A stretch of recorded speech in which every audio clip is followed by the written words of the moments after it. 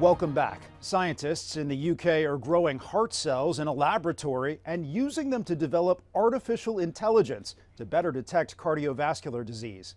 Ian Lee has details. Under a microscope, these lab-grown cells show a healthy beating heart, while these cells show one that's damaged.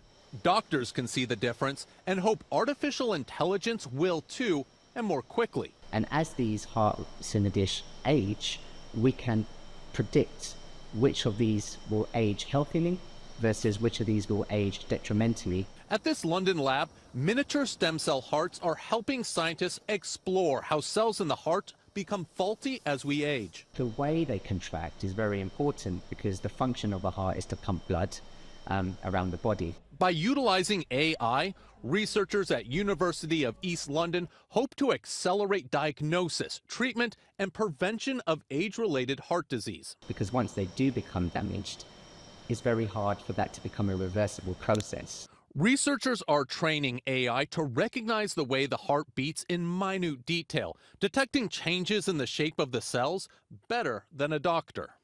So if we can identify ways of trying to remove those detrimental cardiac heart cells, we're hopefully able to keep the heart functioning as we want it to.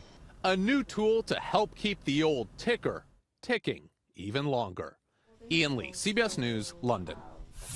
We know exercise is good for the body and the mind, but getting that physical activity during the winter months can be difficult. Michael George has tips on how to stay active and safe. Joseph King is back to pounding the pavement.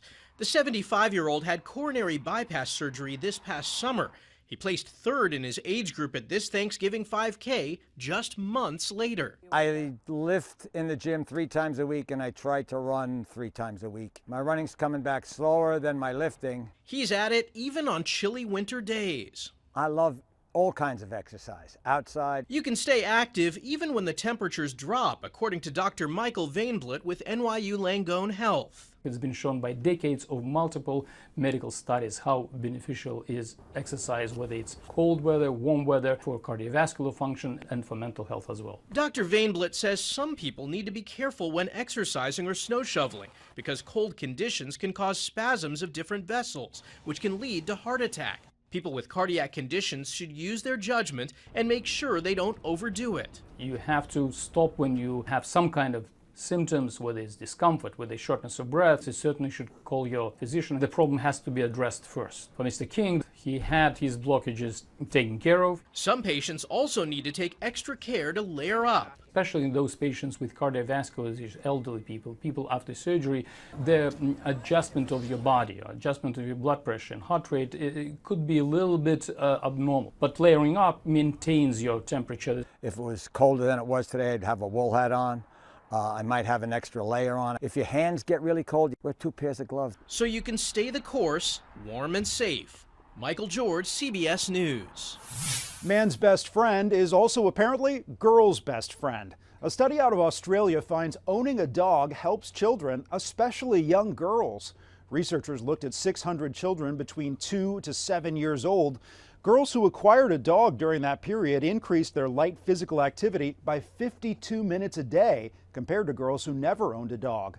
On the downside, those who lost a dog decreased their activity by more than an hour. Similar effects did happen for boys, though the impacts were not as significant. After the break, what the nose knows may help treat depression, and the new device giving amputees a better sense of their surroundings.